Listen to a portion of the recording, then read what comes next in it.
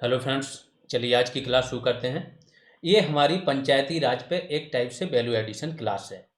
क्योंकि आपका कोर्स पूरा ख़त्म हो चुका है, जो भी नए स्टूडेंट हैं अगर वो ये पहली क्लास देख रहे हैं या इसके पहले एक दो क्लासेज ही देखी हैं तो आप इसी चैनल पे जाइए। पूरी प्लेलिस्ट पड़ी हुई है जिसमें 23 से 24 क्लासेज आपकी पंचायती राज की हैं, 16 क्लासेज कंप्यूटर की हैं और 14 क्लासेज यूपी स्पेशल की इन डेप्थ पड़ी हुई हैं जिसमें सब कुछ कवर कराया गया है। ठीक है, अब आते हैं हम क्लास पे कि आज की क्लास का उद्देश्य क्या है। देखो, चूंकि आपका कोर्स पूरा खत्म हो चुका है, टेस्ट आपके ऑलरेडी पेड ग्रुप में चल रहे हैं। पहली बार एक बार टेस्ट भी खत्म हो चुके हैं, दूसरी बार स्टार्ट हो चुके हैं नए टेस्ट। अब हमें क्या करना है कि एक प्रकार से आपका रिदम बना रहे। वो टॉपिक्स जहाँ पे कहीं डीपली जाना है, जहाँ पे कंफ्यूजन है, उन पे छोटे छोटी सी क्लासेज आती रहेंगी। आज की क्लास तो काफ़ी बड़ी है। अब आज की क्लास क्यों आ रही है ये समझो। जो आपका योजनाओं वाला टॉपिक है उसमें बहुत सारे स्टूडेंटों को कन्फ्यूजन है। वो चाह रहे हैं कि कुछ सर और ज़्यादा डीपली चाहिए, ये उन लोगों की मांग थी। अब चूंकि आपका कोर्स ख़त्म हो गया तो हम लोग यही करेंगे कि हर क्लास में क्या होगा, कुछ पोर्शन आपका थ्योरी वाला होगा, कॉन्सेप्ट वाला होगा और उसी के साथ में आपके कुछ एमसीक्यूज होंगे जिससे चीज़ें आपके सामने आए कि कैसे इनको टेक ऑन करना है, किसी क्वेश्चन को कैसे लेना है, कैसे सॉल्व करना है, वो सारी चीज़ें आपको समझ में आ जाएंगी। तो आज की क्लास में योजनाओं पे बात करेंगे। योजनाएं एक चीज़ समझ लो, 10 से 15 योजनाएं आपकी वो हैं जो आपकी पंचायती राज के बुकलेट में हैं। कौन सी बुकलेट है ये? जो आपके सचिव और पंचायत सहायक को ट्रेनिंग के लिए मिली हुई है। ठीक है, पेड ग्रुप में ये बुकलेट शेयर की हुई है, आप सभी लोगों के पास पहुंच गई होगी, यहाँ से आप पढ़ सकते हो। इसमें 10 से 15 योजनाओं का जिक्र है जो आपकी कौन सी हो गई, हाईलाइटेड योजनाएं। इन योजनाओं को बहुत ज़्यादा डीपली करना है। बहुत ज़्यादा डीपली का मतलब 2 से 3 पेज का हर योजना पे कंटेंट होना चाहिए। कोई भी पॉइंट आपका छूटना नहीं चाहिए, कहीं से पूछा जा सकता है ये 10 से 15 योजनाएं। ठीक है, अब वो 10 से 15 कौन कौन होंगी, टाइम टू टाइम पे यही जो वैल्यू एडिशन क्लास है उनमें आपको बता दिया जाएगा। फिर 20 से 25 योजनाएं वो हैं जो मीडियम इम्पोर्टेंट हैं। ठीक है, मीडियम साइज की इम्पोर्टेंट में क्या आ जाएगा, यूपी गवर्नमेंट की करंट में जो योजनाएं चल रही हैं, खास तौर से पंचायती राज, ग्रामीण विकास और किसानों से रिलेटेड ये योजनाएं बहुत ज़्यादा इंपॉर्टेंट हो जाएंगी, प्लस केंद्र की पंचायती राज और ग्रामीण विकास से रिलेटेड। तो 20 से 25 ये हो गई, 10 से 15 ये हो गई, टोटल 40 योजनाएं मोस्ट इंपॉर्टेंट हैं। फिर आपकी पुरानी योजनाएं हैं, वो आपकी एक कॉमन टाइप की जो होती है, नॉर्मल इंपॉर्टेंट। वहाँ से क्वेश्चन आएंगे, बहुत ज़्यादा डीपली नहीं आएंगे। या तो आपसे ईयर पूछा जाएगा, या आपसे पूछा जाएगा उद्देश्य क्या था, या मंत्रालय, या फुल फॉर्म आजकल पूछ लेते हैं। ठीक है, ये सब आएगा। अब आते हैं कि आज की क्लास में आप क्या जानने वाले हो। एक तो केंद्रीय क्षेत्र की योजना लोगों को नहीं पता था, इसकी परिभाषा जानोगे, इसके एग्जाम्पल जानोगे। फिर जाओगे केंद्र प्रायोजित योजनाएं क्या होती हैं। अब फिर इसके अंदर भी होता है core of the core scheme क्या होती है, कोर स्कीम क्या होती है, और इसके बाद ऑप्शनल स्कीम क्या होती है, उसके बारे में जानोगे, सबके उदाहरण जानोगे। फिर ग्रामीण विकास विभाग की कुछ योजनाएं जो इम्पोर्टेंट है आपकी, वो इन डेप्थ, काफ़ी डेप्थ में हम करेंगे सारी योजनाएं। इसके बाद मनरेगा भी आपकी बहुत इंपॉर्टेंट है, मनरेगा को जानेंगे बहुत डिटेल में। मनरेगा में जो आपकी पंचायत की क्या भूमिका है, ग्राम सभा की क्या भूमिका है, वो देखेंगे। इसके बाद PMGSY ग्राम सड़क योजना देखेंगे। देन हम ये योजनाएं, 3 योजनाएं आज की क्लास में बहुत इंपॉर्टेंट देखेंगे और इन तीनों की सब योजनाएं बहुत सारी देखेंगे। जब ये देखने के बाद MCQज पे आ जाएंगे, तो हर एक MCQज अपने आप में काफ़ी इन डेप्थ होगा और उससे जो रिलेटेड योजनाएं हैं वो। लास्ट में जो आपकी पुरानी योजना है, जैसे डोआकरा हो गया, ट्राइसेम हो गया, इसका जवाहर रोजगार योजना हो गया, एम्प्लॉयमेंट एश्योरेंस स्कीम हो गई, IRDP हो गई, ये सारी योजनाओं के सन के बारे में जानेंगे, कब आई थी, किससे रिलेटेड, तो आपका पुराना रिवीजन हो जाएगा। जब ये सारी चीज़ें जान जाओगे तो कुछ एब्रीविएशन, कुछ योजनाओं के जैसे JRY, तो JRY क्या है, जवाहर रोजगार योजना, तो इसका फुल फॉर्म नहीं पता होता हो, आजकल यही पूछ लेते हैं। ऐसे 10 से 15 योजनाओं का आपको बताया जाएगा कि इसका फुल फॉर्म क्या होता है, वो आप जानोगे और फिर आपको एक टास्क दिया जाएगा। ऐसे ही आप कंप्लीट करते चलना, जैसे ही टाइम मिलेगा हर 1-2 दिन में या 3 दिन में आपकी कोई ना कोई क्लास आती रहेगी। ठीक है, चलिए तो शुरू करते हैं आज की क्लास।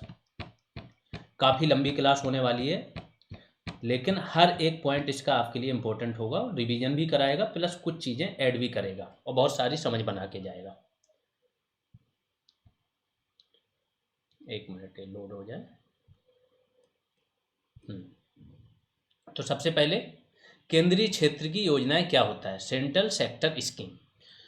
क्षेत्र जहां पे लगा है इसका मतलब है एक तो ये संघ सूची के विषय पे होंगी, दूसरा होगा कि केंद्र पूरा जितना भी पैसा है फंड वो कौन करेगा, केंद्र वहन करेगा। केंद्रीय एजेंसियां जो होंगी वही लागू करेंगी।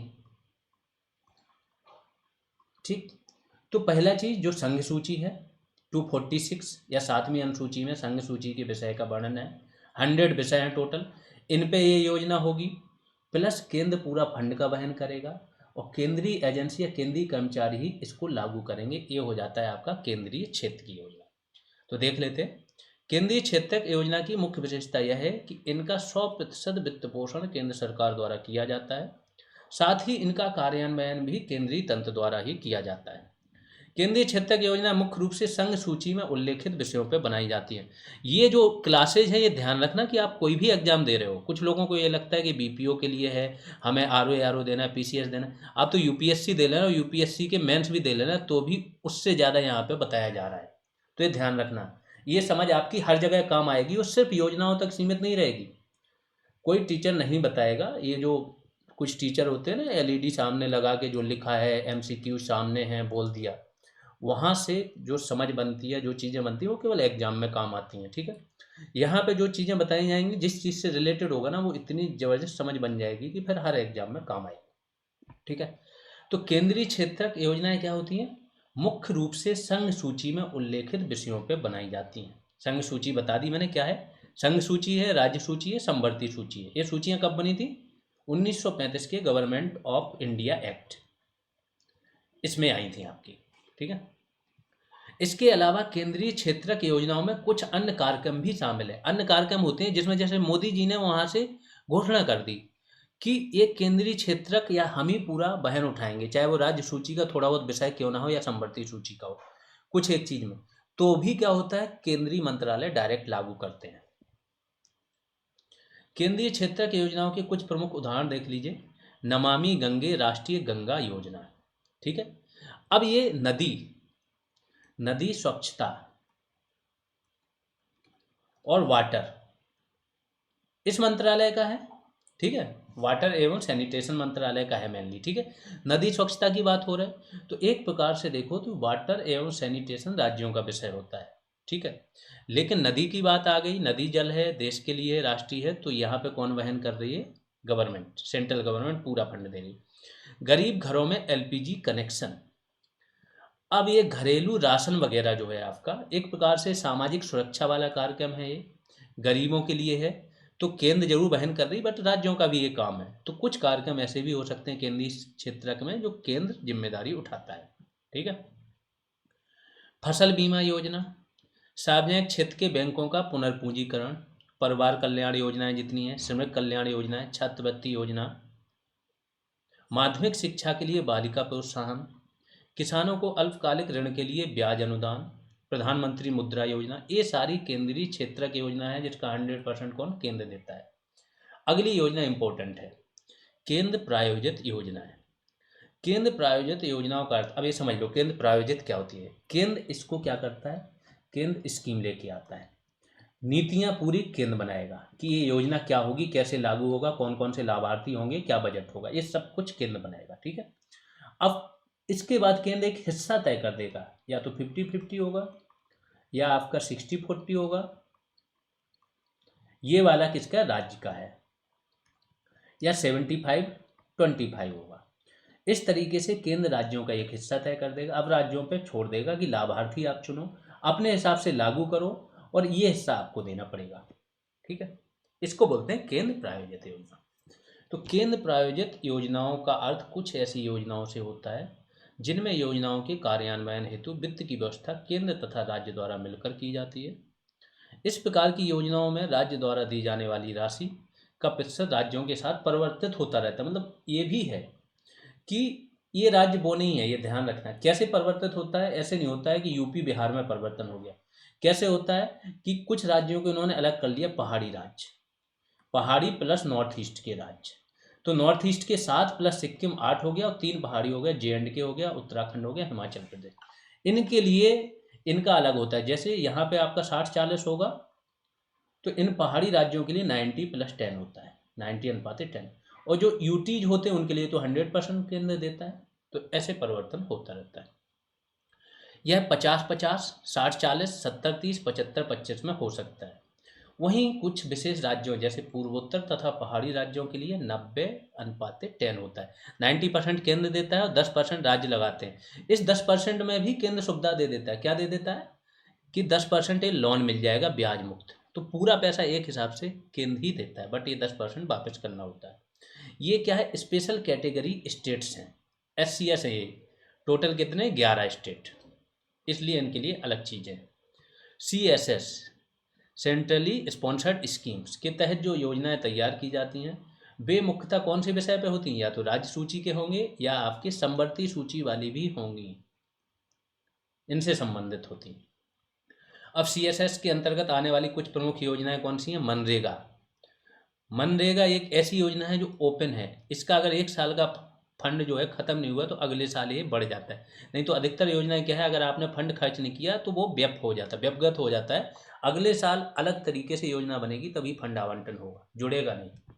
हरित क्रांति, प्रधानमंत्री ग्राम सड़क योजना, प्रधानमंत्री आवास योजना, स्वच्छ भारत मिशन, राष्ट्रीय स्वास्थ्य मिशन, ये सारी आपकी क्या है, सेंट्रली स्पॉन्सर्ड स्कीम या केंद्र प्रायोजित योजना है।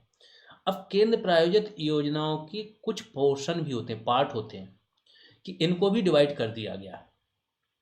एक होता है core of the core scheme, ये सबसे इंपॉर्टेंट स्कीम होती हैं, कोर की भी कोर होती है। इस प्रकार की योजनाएं अधिकतर सामाजिक सुरक्षा, क्योंकि इंडिया क्या है, गरीब देश है, समाज में वंचित लोगों की भरमार है, ऐसे तबके जिनको 1 जून की रोटी तक नसीब नहीं होती है, काफ़ी बड़ी मात्रा है, खाना, मकान, कपड़ा, इन सब की। तो इनको सामाजिक सुरक्षा तो देनी ही है, और मोदी गवर्नमेंट जो काम कर रही है, हर प्रकार से सामाजिक सुरक्षा देने का काम कर रही है। खाता भी खुलवा रही है आपका, आयुष्मान भारत बीमा भी दे रही है आपको, जो आपका अभी अन्य योजना चल रही है, ठीक है, उसमें 80 करोड़ लोगों को मुफ्त में अनाज भी दे रही है, पेंशन, कई सारी स्कीमें हैं, तो काफ़ी सारा काम कर रही हैं ग्राउंड पर। सामाजिक समावेशन से संबंधित, तो सामाजिक सुरक्षा सामाजिक समावेशन से संबंधित होती है। इनमें से अधिकांश योजनाओं में राज्यों की विशिष्ट भागीदारी पहले ही निर्धारित होती है। दूसरा है core of the core scheme के कुछ उदाहरण हैं। राष्ट्रीय सामाजिक सहायता कार्यक्रम, NSAP, national social assistance programme. इसमें एक करेक्शन कर लेना, जो आपकी योजनाएं कराई गई थी उसमें NSAP को शायद social justice and empowerment ministry में दिखाया है। ये आपका क्या, ग्रामीण विकास मंत्रालय के अंतर्गत आती है NSAP। NSAP के तहत बहुत सारी योजनाएं हैं आपकी, जितनी भी पेंशन है आपकी, विधवा पेंशन, विकलांग पेंशन, ये सारी NSAP, वृद्धावस्था पेंशन है ना, अन्नपूर्णा योजना, ये NSAP के तहत आती हैं। दूसरी है मनरेगा, ये भी core of the core scheme है। अनुसूचित जातियों के विकास के लिए भी बहुत सारी योजनाएं चलती हैं, वो भी आपकी क्या है, कोर ऑफ द कोर होती है। अनुसूचित जनजातियों के विकास के लिए भी योजनाएं चलती हैं, वो भी कोर ऑफ द कोर है। अल्पसंख्यकों के विकास के लिए कोर ऑफ द कोर है, पिछड़े वर्गों के विकास के लिए भी है। तो जितने भी समाज के वंचित तबके हैं उनके लिए जो भी योजनाएं चल रही वो आपकी कोर ऑफ द कोर होती हैं। और 2 और मिला लो, NSAP भी एक प्रकार से आपका वंचित तबके के लिए है, और मनरेगा भी आपका क्या है, वंचित तबका जो गरीब है। अब NSAP जो है आपका, अनुच्छेद 41 किसी ने पढ़ा हो तो अनुच्छेद 41 आपका क्या बोलता है, कुछ दशाओं में राज्य द्वारा सहायता प्राप्त करने का, एक प्रकार से राज्य द्वारा सहायता प्राप्त कर सकते हैं, ठीक है, कुछ दशाओं में, बेकारी हो गई, बुढ़ापा हो गया, निःशक्तता हो गया, रोग हो गया, इनमें, तो इसी को पूर्ण करने के लिए ये सारी चीज़ें चल रही हैं। अब आते हैं कोर स्कीम।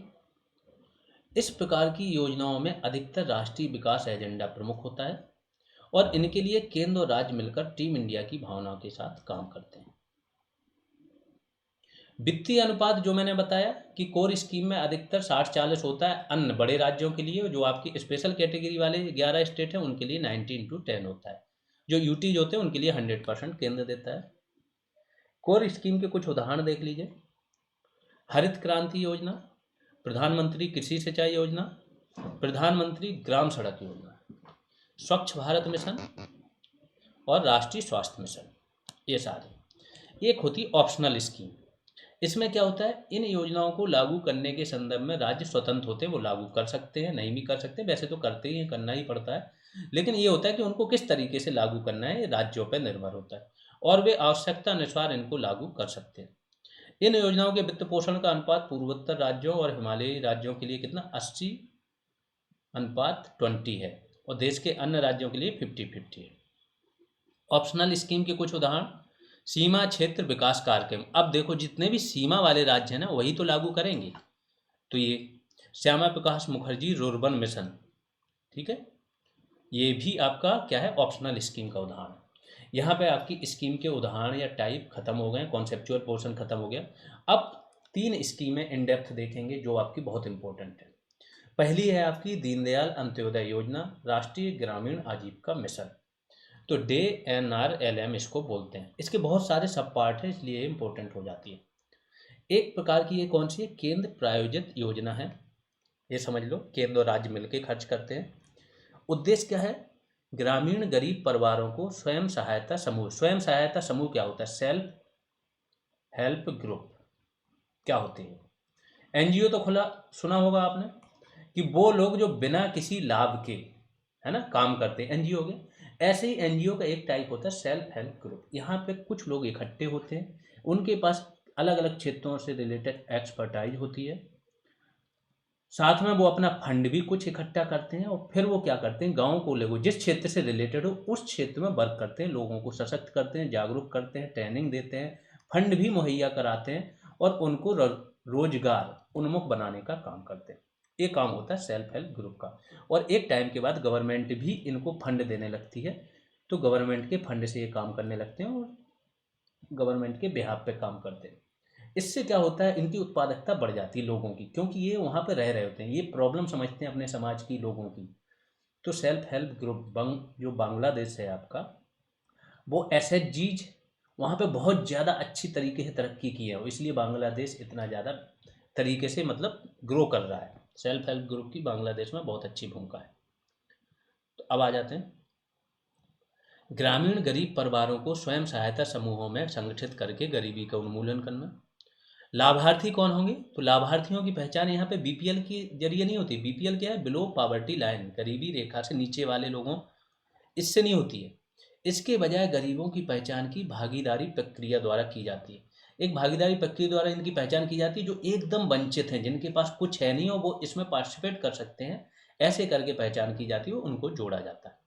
इसका कार्यान्वयन कैसे किया जा रहा है, एक स्पेशल पर्पज व्हीकल बनाया। स्पेशल पर्पज व्हीकल क्या है, एक प्रकार की कंपनी बनती है, वो स्पेशल पर्पज के लिए होती है, मतलब उसका काम यही है। तो उसका नाम क्या है, स्वायत्त राज्य समाज, ये SPG है, SPV, इसके द्वारा इसका क्रियान्वयन हो रहा है। इस योजना के अन्य उद्देश्य क्या है, गरीबों गरीबों के लिए स्थायी आजीविका को बढ़ावा देना ताकि वे गरीबी से बाहर आ सकें, औपचारिक ऋण लाभ और लोक सेवाओं तक उनकी पहुंच को बढ़ाना, आजीविका का विविधीकरण करना एवं उसे बेहतर बनाने के लिए सहायता देना। आजीविका मतलब जो जीविका, रोजगार, जो व्यक्ति अपने जीवन चलाने के लिए जो कमाता है, तो इसका विविधीकरण करना, बहुत सारे विकल्प हैं उसके पास। अब इस योजना के बहुत सारे पार्ट हैं, जैसा मैंने बोला, ये इंपॉर्टेंट है। एक पार्ट है इसका महिला किसान सशक्तिकरण परियोजना, इसी के अंतर्गत चलाई जा रही है। इसमें क्या है, नेशनल रूरल लिवलीहुड मिशन, ये तो उसी का नाम है, DNRLM का। महिला किसान सशक्तिकरण परियोजना के माध्यम से सफल लघु स्तरीय परियोजनाओं को प्रोत्साहित कर रहा है, जो कृषि और संबद्ध गतिविधियों में महिलाओं की भागीदारी एवं उत्पादकता को बढ़ाता है। आपको पता है इंडिया में कृषि में महिलाओं की भागीदारी पुरुषों से बहुत ज़्यादा है। कृषि में महिलाएं ज़्यादा काम करती हैं, पुरुष कम काम करते हैं इंडिया में, ठीक है। तो महिलाओं की कृषि और उससे संबंधित जितने भी क्षेत्र हैं, महिलाओं की भागीदारी और उनकी उत्पादकता को बढ़ावा देना इनका काम है, महिला किसान सशक्तिकरण परियोजना। दूसरी परियोजना चल रही है मेनली जो आपके DNRLM है, इसमें मुखिया के तौर पे महिला को ही माना जाता है और महिलाओं के लिए बहुत सारा काम हो रहा है इसमें। दूसरा क्या है, राष्ट्रीय ग्रामीण आजीविका परियोजना, इसी के तहत है। यह राष्ट्रीय ग्रामीण आजीविका मिशन की एक उपयोजना है। इससे अवधारणा का प्रमाण, प्रूफ ऑफ कॉन्सेप्ट निर्मित होगा ठीक है, कि क्या है ये पूरी अवधारणा, क्या है, इससे निर्मित होगा, आगे बताते क्या है। साथ ही 13 उच्च गरीबी वाले राज्य, जो देश के 13 ऐसे राज्य जिनमें सबसे ज़्यादा गरीबी है, उसमें केंद्र और राज्यों की क्षमताओं का निर्माण हो सकेगा, मतलब इन राज्यों में ही ये लागू है। इन राज्यों में देश के जितने टोटल नंबर ऑफ गरीब पीपल हैं या संख्या है, 90% इन्हीं 13 राज्यों में है। एनआरएलएम के तहत अन्य पहले जान लो क्या है। राष्ट्रीय ग्रामीण आर्थिक परिवर्तन, national rural economic transformation plan या परियोजना। ठीक, उद्देश्य क्या है? डिजिटल वित्त, डिजिटल वित्त तो आपको पता ही है, और आजीविका संबंधी उपायों को बढ़ावा देना। अंतर्राष्ट्रीय वित्त पोषण इस योजना का किसके द्वारा हो रहा है? इसका एनआरईटीपी का, विश्व बैंक द्वारा। सक्षम केंद्र है इसकी एक उपयोजना, सक्षम सेंटर बनाना। इसका उद्देश्य क्या है? सेल्फ हेल्प ग्रुप के जो सदस्य हैं, ग्रामीण गरीबों को वित्तीय साक्षरता प्रदान करना, वित्तीय सेवाओं, बचत, ऋण, बीमा, पेंशन आदि के वितरण की सुविधा प्रदान करना। जो आपके सर्विस सेंटर है, कॉमन सर्विस सेंटर, सीएससीज, इसी के तहत एक प्रकार से सीएससीज भी निर्मित किए गए। ये सक्षम केंद्र है। ठीक है, आजीविका ग्रामीण एक्सप्रेस योजना, आगे ये क्या है? इसी के तहत ये उप योजनाएं, ये सारी इसी की पोर्शन है। आजीविका ग्रामीण एक्सप्रेस योजना का उद्देश्य स्वयं सहायता समूह के सदस्यों द्वारा संचालित वाहनों के माध्यम से ग्रामीण क्षेत्रों को कनेक्टिविटी प्रदान करना। बहुत इंपॉर्टेंट है, अभी मैं बताता हूँ होता क्या है। इसमें एनआरएलएम, डे एनआरएलएम, ये पूरी योजना है। इसी के अंतर्गत क्या चल रही है? आजीविका ग्रामीण एक्सप्रेस योजना। इसमें क्या है कि जहाँ पे प्रधानमंत्री ग्राम सड़क योजना के तहत सड़क डल गई है, ठीक है, लेकिन कनेक्टिविटी नहीं है, तो ये क्या होंगे? इस योजना के तहत ऋण प्रदान किया जाएगा 3 व्हीलर के लिए, कि आप यहाँ पे क्या है, वाहन खरीदो और यहाँ पे चलाओ, तो कनेक्टिविटी भी बढ़ेगी, रोजगार भी मिलेगा लोगों को, और सशक्तिकरण भी होगा। उसके लिए चलिए आगे योजना। जो एसएचजी के सदस्य हैं, सेल्फ हेल्प ग्रुप के जो सदस्य हैं, इनको वित्तीय व्यवहार्यता के आधार पर निश्चित मार्गों पर वाहनों के संचालन के लिए समुदाय आधारित संगठनों के द्वारा ब्याज मुक्त, ब्याज नहीं है, ब्याज मुक्त ऋण प्रदान किया जाता है, जिससे कि वो वाहन खरीद पाएं। राज्य क्या करते हैं? ग्रामीण आजीविका मिशन उन मार्गों की पहचान करते हैं, जो राज्य के ग्रामीण आजीविका मिशन है, वो उन मार्गों की पहचान करते हैं जहाँ पे प्रधानमंत्री ग्राम सड़क योजना के तहत सड़कों का निर्माण हो चुका है, लेकिन परिवहन सेवाएं नहीं है, और इन्हीं मार्गों पे परिवहन सेवाएं चलाई जाती हैं। एक और इसका उप पार्ट है, दीनदयाल उपाध्याय ग्रामीण कौशल्य योजना, सब डे एनआरएलएम के तहत आ रहा है, इसीलिए पढ़ना बहुत जरूरी है, क्योंकि इसके किसी भी पोर्शन से क्वेश्चन पूछा जा सकता है। ये पूरा ग्रामीण विकास से रिलेटेड है, तो और ज़्यादा इंपॉर्टेंट है। उद्देश्य क्या है? ग्रामीण निर्धन परिवारों की आय में विविधता लाना और ग्रामीण युवाओं को कैरियर संबंधी आकांक्षाओं को पूरा करना। ठीक है, डीडीयू जीकेवाई का लाभार्थी कौन हो सकते हैं? 15 से 35 वर्ष की आयु वर्ग के ग्रामीण युवा और 45 वर्ष की आयु वाले अनुसूचित जाति, अनुसूचित जनजाति, महिलाएं, ये सभी लोग। और विशेष रूप से कौन से? Particularly vulnerable tribal group, PBTGs. क्या होते हैं पीबीटीजी? ये आपको यूपीएससी लेवल की चीज़ें हैं। पीबीटीजीज क्या होते हैं? देश में 75 ऐसी ट्राइबल जनजातियां हैं जो घुमक्कड़ प्रकार की हैं, घुमंतु हैं। आपने देखा होगा लोहा वगैरह पीट के, लोहे का जो बनाते हैं औजार वगैरह, ये लोग के पास अपना घर नहीं होता है, भूमि नहीं होती है, हर मौसम में जाके तिरपाल एक देखे होगे उसको तान के बेचारे रहते हैं ये लोग। ठीक है, ये सबसे ज़्यादा वल्नरेबल ट्राइबल ग्रुप हैं देश के। इनके लिए अभी मोदी जी ने एक 24,000 करोड़ की और शायद ज़्यादा की ही योजना घोषित की है झारखंड में जाके, 1 या 1.5 महीने पहले हुआ। तो इन पे ध्यान दे रही है गवर्नमेंट, क्योंकि इनके पास आधार कार्ड वगैरह भी नहीं होते, कहीं के वोटर भी नहीं होते, तो बहुत सारी गवर्नमेंटों ने इन पे ध्यान भी नहीं दिया, अब इन पे ध्यान दिया जा रहा है। तो पर्टिकुलरली वल्नरेबल ट्राइबल ग्रुप्स और दिव्यांगजन भी इसमें शामिल है। लाभ क्या होगा? ग्रामीण निर्धनों को निःशुल्क मांग आधारित कौशल प्रशिक्षण की सुविधा प्रदान की जाए। मांग आधारित क्या होती है? कि ऐसा क्षेत्र जहाँ पे बहुत ज़्यादा मांग है, लोग कम हैं, रोजगार वाले कम हैं, तो इनको प्रशिक्षण देके क्या करेंगे? प्रशिक्षण देंगे, लोन देंगे और वो चीज़ खुलवा देंगे। सिलाई, जैसे सिलाई टेलर नहीं है आसपास, तो इनको प्रशिक्षण देंगे, इनकी लेडीज़ को अच्छे से वो करेंगे, लोन देंगे, मशीन खरीदवा के और एक सिलाई मशीन लगवा देंगे। अब वो जाके अपना रोजगार उनको मिल गया। इस तरीके से काम होता है। आगे चलते हैं। महात्मा गांधी राष्ट्रीय ग्रामीण रोजगार गारंटी योजना या अधिनियम, अधिनियम इसको बोलते हैं, मनरेगा अधिनियम 2005, ठीक है। और योजना भी है, 2006 से स्टार्ट हुई थी। एक बार देख लें, फरवरी 2006 से बजट में इसका जिक्र किया गया था। 2006 में 200 जिलों में, फिर 130 जिले जोड़े गए। 2008 से क्या हुआ, बहुत डिटेल में समझ लेना, पूरे देश में लागू हुई थी।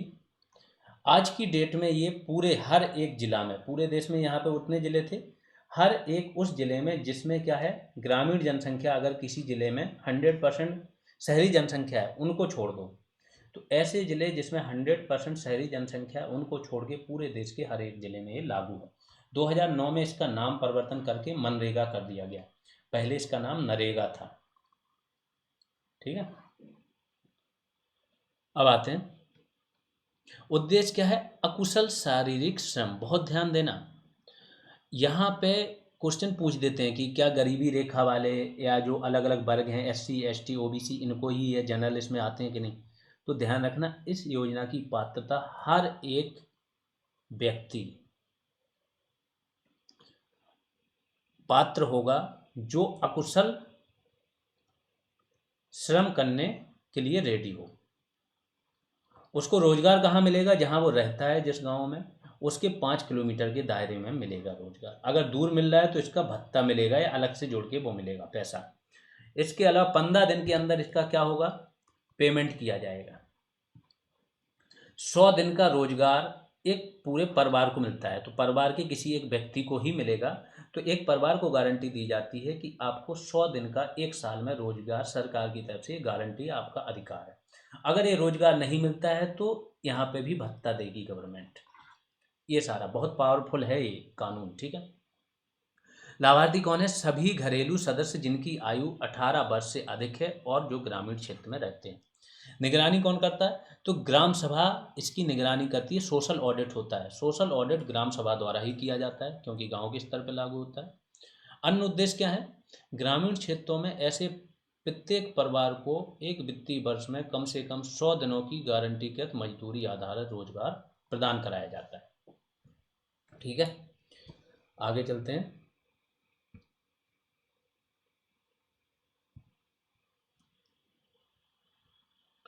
जिसके वयस्क, किसको प्रदान कराया जाता है, जिसके वयस्क सदस्य स्वेच्छा से अकुशल, कुशल नहीं, स्किल्ड लेबर नहीं चाहिए, अकुशल मैनुअल वर्क, हाथ से जो वर्क होता है वो करना चाहते हैं। इस योजना को 2006-07 का जो बजट है इसके दौरान 200 जिलों में, फिर 2007-08 के बजट में 130 जिलों में क्रियान्वित किया गया। अप्रैल 2008 में नरेगा का विस्तार देश के सभी ग्रामीण क्षेत्रों को शामिल करके किया गया। अब कहीं कहीं जिलों की संख्या आती है 708, कहीं ये, तो जिले तो बढ़ते रहते हैं ना, राज्यों के हाथ में कि जिले कितने बनाने। MP में बन जाते हैं, राजस्थान में, कहीं आंध्र प्रदेश में जिले एक साथ बढ़ गए थे कई सारे। तो जितने जिले हों, जिले बढ़ते रहते हैं। इतना ध्यान रखो कि केवल उन जिलों को छोड़ दो जहाँ पे 100% शहरी जनसंख्या है, क्योंकि शहरी ये योजना नहीं है, ग्रामीण है, तो उनको छोड़ के बाकी सारे जिलों में ये लागू है। वित्त पोषण में हिस्सेदारी समझ लो, केंद्र की हिस्सेदारी। तो केंद्र की वित्त पोषण में जो श्रमिक लागत है उसकी 100% केंद्र पे करता है, जो मजदूरी के लिए दिया जाता है, और 75% लागत सामग्री जो आती है उसका भी केंद्र पे करता है। तो इसकी हिस्सेदारी थोड़ा अलग टाइप से। बेरोजगारी भत्ता, अगर मांग के 15 दिनों के भीतर रोजगार नहीं दिया, किसी व्यक्ति ने मांग की, जॉब कार्ड बन जाता है, एक प्रकार से पंचायत बना देती है। अब जॉब कार्ड बनने के बाद उसे 15 दिन के अंदर अगर रोजगार नहीं मिला तो उसको बेरोजगारी भत्ता दिया जाएगा। राज्यों को कुछ विवेकाधिकार हैं, क्या क्या है, सूखा, प्राकृतिक आपदा, अधिसूचित, ऐसे ग्रामीण क्षेत्र जहाँ पे या तो सूखा पड़ा हो या प्राकृतिक आपदा हुई हो, इन क्षेत्रों में एक वित्तीय वर्ष में अतिरिक्त 50 दिनों का, तो 100 दिन तो वैसे गारंटी मिली है, लेकिन जिन राज्यों में सूखा या प्राकृतिक आपदा पड़ी है, जिन गाँवों में, उनके लिए राज्य अलग से व्यवस्था कर सकते हैं, इसको 100 में 50 और जोड़ सकते हैं, 150 दिनों का रोजगार प्रदान कर सकते हैं, ये गारंटी दी गई। अब इससे महिला सशक्तिकरण क्या हो रहा है, इसमें एक क्लॉज है कि जितने भी लाभार्थी हैं उसकी कम से कम 1/3 महिला होनी चाहिए, तो बहुत इंपॉर्टेंट है, एक प्रकार से रिजर्वेशन है। कार्य पूरा होने के 15 दिनों के भीतर मजदूरी का भुगतान किया जाना चाहिए, पेमेंट भी हो जाना चाहिए, और पेमेंट अब आपका क्या है, अकाउंट में हो रहा है। ये अभी बहुत सारे राज्य नहीं कर पा रहे हैं, इसको लागू होना था, पूरी तरह से लागू नहीं हो पाया, बट एक पहल है, धीमे धीमे ये भी हो जाएगा। मनरेगा जितनी मैंने बोला है कि ये सारी योजनाएं, चाहे DNRLM हो गया आपका, चाहे मनरेगा हो गया, चाहे स्वच्छ भारत मिशन हो गया, चाहे राष्ट्रीय ग्राम स्वराज अभियान हो गया आपका, चाहे जो योजनाएं और जो ग्रामीण क्षेत्र से रिलेटेड हैं, जो एकदम हाईलाइटेड योजना है, ये बहुत इन डेप्थ आपको पढ़नी है। ठीक है, आगे चलते हैं। जैसे ग्राम पंचायत विकास योजना हो गया, ये भी, इसका भी जिक्र है आपके उसमें सिलेबस में भी है। ग्राम पंचायतें विभिन्न प्रकार के अनुमत कार्य कर सकती हैं। क्या क्या कार्य कर सकती हैं मनरेगा के अंतर्गत? सामुदायिक भूमियों में ब्लॉक वृक्षारोपण करना, अर्थात पेड़ लगाना। चेक डैम का रखरखाव एवं निर्माण। चेक डैम पानी के प्रवाह को रोकने के लिए छोटे जलाशयों में बनाए गए छोटे बांध हैं, चेक डैम है ये। ठीक है। खेत तालाबों का निर्माण, छोटे छोटे तालाब जो खेत में होते हैं। मिट्टी के कटाव को कम करने के लिए तलहटी में जल अवशोषण खाइयां बनाना। सोख्ता गड्ढों की खुदाई, सिंचाई तालाबों का जीर्णोद्धार, आंगनवाड़ी, सड़क आदि का निर्माण, ये सब मनरेगा के अंतर्गत काम होते हैं। ठीक है, आगे चलते हैं। मनरेगा में ग्राम सभा की क्या भूमिका होगी, बहुत इंपॉर्टेंट है। ग्राम सभा क्या काम करती है? यह स्थानीय क्षेत्र की क्षमता के अनुसार प्राथमिकता के आधार पर कार्यों को सूचीबद्ध करता है, ग्राम सभा करती है। यह ग्राम पंचायत के भीतर निष्पादित कार्यों की निगरानी करती है, ग्राम सभा। यह सामाजिक लेखा परीक्षा, बहुत है। सामाजिक लेखा परीक्षा होता क्या है, फिर बताता हूँ। गांव के जो लोग हैं उनसे एक प्रकार का सर्वे होता है। सर्वे में उनसे पूछा जाता है ये काम हुआ, कैसा हुआ, भ्रष्टाचार तो नहीं हुआ, पूरा हुआ, आपको क्या हेल्प मिल रही है। तो एक प्रकार से परिणाम पता चलता है कि लोगों की संतुष्टि पता चलती है, कितने % लोग संतुष्ट हैं। बहुत इंपॉर्टेंट है। तो यह सामाजिक लेखा परीक्षा के लिए प्राथमिक मंच के रूप में कार्य करती है। यह किसी भी मनरेगा कार्य के संबंधित सभी श्रमिकों के प्रश्नों को हल करने के लिए एक मंच के रूप में भी कार्य करती है। सारी थ्योरेटिकल चीजें हैं, पंचायत वाला मेन काम है। तो अब ग्राम पंचायत की भूमिका देखते हैं। यह नौकरी के आवेदन प्राप्त करने की भूमिका के साथ अधिकृत है। दैट मीन्स आपको अगर जॉब चाहिए, रोजगार चाहिए 100 दिन का, तो आप क्या करोगे, यहाँ पे आवेदन दोगे। तो आवेदन कहाँ, पंचायत को दोगे। आवेदन प्राप्त होने के बाद उसका सत्यापन भी कराएगी यही पंचायत। सभी परिवारों का पंजीकरण ग्राम पंचायत द्वारा किया जाएगा। MNREGA job card, MNREGA job card ग्राम पंचायत द्वारा जारी किए जाएंगे। आवेदन जमा होने के 15 दिन के भीतर कार्य आवंटित करने की जिम्मेदारी भी किसकी, पंचायत की होगी। यह एक वार्षिक रिपोर्ट भी तैयार करती है पंचायत, जो योजना की उपलब्धि को कवर करती है। यह महीने में एक बार प्रत्येक वार्ड में रोजगार दिवस आयोजित करते हैं। बहुत इंपॉर्टेंट, कहीं से भी क्वेश्चन आ सकता है। तो जो लोग योजना योजना चिल्ला रहे थे, तो आपके लिए अब सबसे इंपॉर्टेंट चीज़ें ये आ रही हैं कि अब यहाँ आके बोर मत होना कि इतना ज़्यादा कंटेंट हो गया। ये 10 से 15 योजनाएं आपको बहुत डेप्थ में करनी है और इनको पढ़ के जाना। मनरेगा में राज्य सरकारों की भूमिका। मनरेगा योजना के क्रियान्वयन में राज्य सरकार की महत्वपूर्ण भूमिकाएं हैं। क्या क्या? यह अधिनियम के तहत राज्य की जिम्मेदारी निर्धारित करने वाले नियम बनाती है, क्योंकि अधिनियम किसका, केंद्र का है। यह राज्य रोजगार गारंटी परिषद की स्थापना करती है। राज्य रोजगार गारंटी कोष राज्य सरकारों द्वारा स्थापित किया जाता है। कोष एक प्रकार का फंड है। यह योजना के क्रियान्वयन हेतु राज्य, जिला, क्लस्टर और ग्राम पंचायत स्तर पर रोजगार गारंटी सहायक, बहुत इंपॉर्टेंट है ये व्यक्ति, ग्राम रोजगार सहायक, पीओ और कर्मचारियों को समर्पित करना सुनिश्चित करता है, इनकी नियुक्ति करती है एक प्रकार से। तीसरी इंपॉर्टेंट योजना है आपकी प्रधानमंत्री ग्राम सड़क योजना। 25 दिसंबर 2000 को अटल जी का बर्थडे होता है। ठीक है, इस दिन ये लॉन्च हुई थी। असंबद्ध बस्तियों तथा हर मौसम के लिए उपयुक्त सड़क के माध्यम से कनेक्टिविटी प्रदान करना इसका क्या है, लक्ष्य है। असंबद्ध क्या है, ऐसी बस्तियां जो अब तक सड़क मार्ग से, पक्की सड़क मार्ग से कनेक्टेड नहीं है, वहां उनको कनेक्ट करना। अब इनके लिए क्राइटेरिया क्या है कि अगर वो मैदानी एरिया है तो 500 प्लस जनसंख्या होनी चाहिए, और पहाड़ी एरिया है तो 250 प्लस जनसंख्या होनी चाहिए। तो वहां इस योजना के तहत सड़क डाली जाएगी। ये पेड बैच की जानकारी है कि अगर आप तरीके से तैयारी करना चाह रहे हो, आपको लग रहा है कि आपकी तैयारी स्लो चल रही है, स्पीड अप करना चाह रहे हो, तो आप पेड बैच ज्वाइन कर सकते हो। यहाँ पे आपको क्या मिलेगा, एक आपको सिंगल PDF मिल जाएगी 346 पेज की, पंचायती राज की। सिंगल PDF आपको कंप्यूटर की मिल जाएगी। टॉपिक वाइज एमसीक्यू टेस्ट पंचायती राज पे फेज 1 के खत्म हो गए, 15 टेस्ट पहले खत्म हो चुके हैं, वो मिल जाएंगे, उनकी आंसर की मिल जाएगी, प्लस मार्क्ड कॉपी मिल जाएगी जिससे आप उनको डायरेक्ट रिवाइज कर पाओ। देन आपके टॉपिक वाइज एमसीक्यू टेस्ट दोबारा शुरू हो चुके हैं, 12 टेस्ट और होंगे, हर टॉपिक पे 150 से 200 क्वेश्चन। ठीक है, इसके बाद वैल्यू एडिशन क्लासेज आपको मिल जाएंगी, यूपी स्पेशल सारी क्लासेज उनकी पीडीएफ मिल जाएगी। टाइम टू टाइम पे टास्क दिए जाते हैं जिससे आपको मौका मिलता है कि आप सुपर ग्रुप में पहुंच जाओ, वहाँ पे और ज़्यादा सिंसियरिटी लेवल मिलता है स्टूडेंटों का, आप दिन भर वर्क करते रहते हो, रेगुलर ग्रुप कॉल होती रहती है, तो आपकी जो क्वेरीज होती हैं वो सॉल्व होती रहती है। ये सब चीज़ें तो नॉर्मल हैं। कुछ स्टूडेंट सोच सकते हैं कि हाँ हमने नोट बना लिए, देख लिया। देखो यहाँ पे सबसे बड़ी चीज़ मिलती है एक माहौल, जो आपको माहौल मिलता है, और घर पे जब आप एकांत में बैठे होते हो ना तो आप अपना काम कर रहे होते हो। जब यहाँ माहौल मिलता है तो एक दूसरे को देखते हो, दूसरा पर्सन क्या कर रहा है, क्या चल रहा है, टेस्ट में कैसे मार्क्स आ रहे हैं, ये आपको डेली पढ़ने के लिए मजबूर करता है। अगर ऐसा 30 मिनट भी पर डे हो रहा है तो 30 मिनट हो सकता है एक क्वेश्चन आपका एक्स्ट्रा जोड़े। ऐसे 20 से 25 दिन भी मेहनत कर ली तो आप 5 या 10 नंबर का ही आपको बाकियों से एज लेना है और आप टॉपर होते हो एग्जाम के। ये चीज़ें मिल जाती। स्टूडेंट के जो माइंड में आ रहा है, क्वेश्चन निकल के आते हैं, टॉपिक निकल के आते हैं, तो ऐसे क्वेश्चंस हो सकता है जो कहीं ना हो वो वहाँ आ जाते हैं, तो ये एक बड़ा अच्छा माहौल मिल जाता है आपको पढ़ने का। ठीक है, फीस 299 है, इस नंबर पे पेमेंट करना है, नेम ये चेक कर लेना, और इसके बाद स्क्रीनशॉट आपको टेलीग्राम या व्हाट्सएप में से किसी पे भेज देना है। कोई प्रॉब्लम आए तो इस नंबर पे कांटेक्ट कर सकते हो। आगे चलते हैं।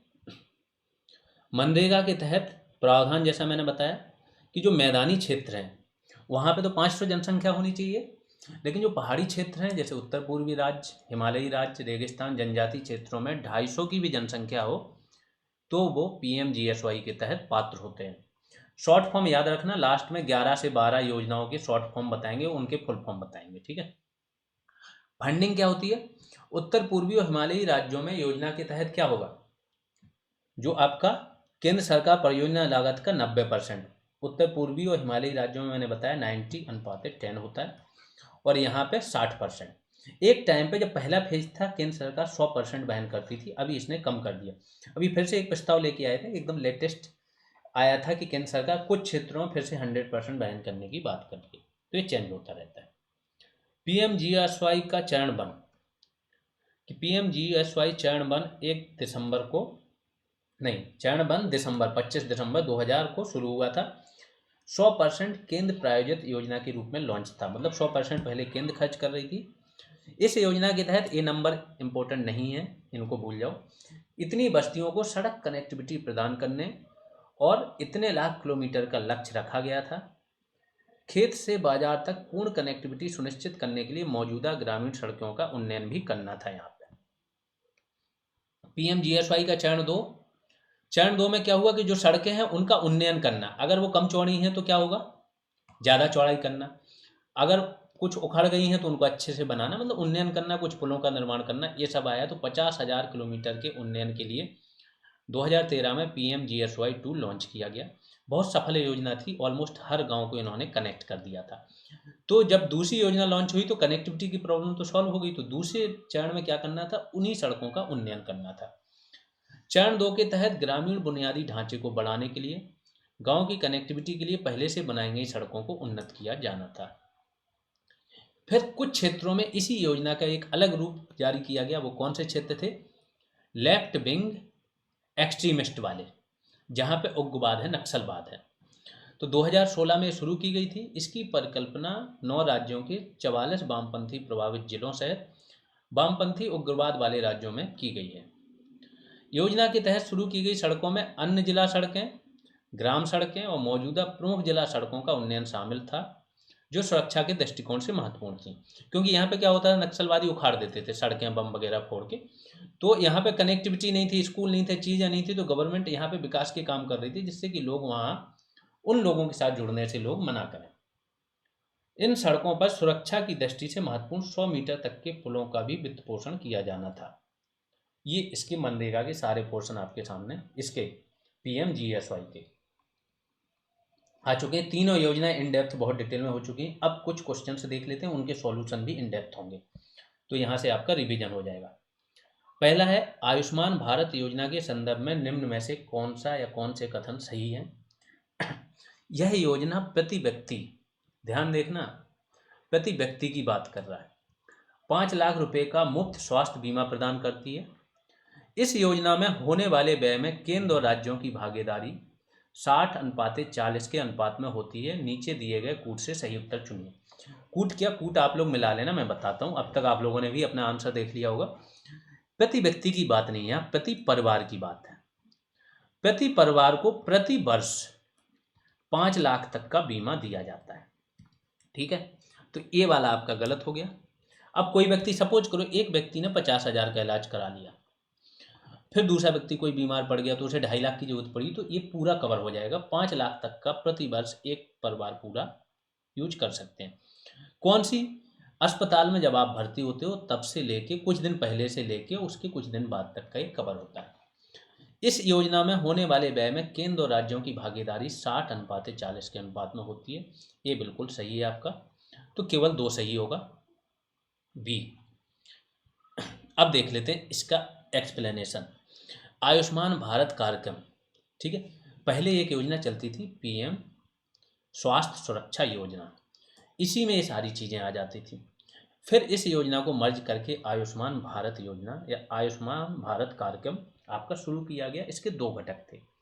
एक घटक था आपका आयुष्मान भारत, ठीक है, और दूसरा था स्वास्थ्य और कल्याण केंद्र। तो स्वास्थ्य और कल्याण केंद्र में क्या बनना था? आपने देखा होगा primary health care centre, PHC जो है आपके, इसी को हेल्थ एंड वेलनेस सेंटर के रूप में बनाना था और 1.5 लाख इनको देश भर में बनाने थे। पहला तो पोर्शन इसका ये था। तो इस योजना के जो ये वाला घटक था, योजना के इस घटक की घोषणा भारत सरकार द्वारा फरवरी 2018 में की गई थी। अगले कुछ वर्षों में देश में लगभग 1,50,000 हेल्थ एंड वेलनेस सेंटर्स स्थापित किए जाने थे।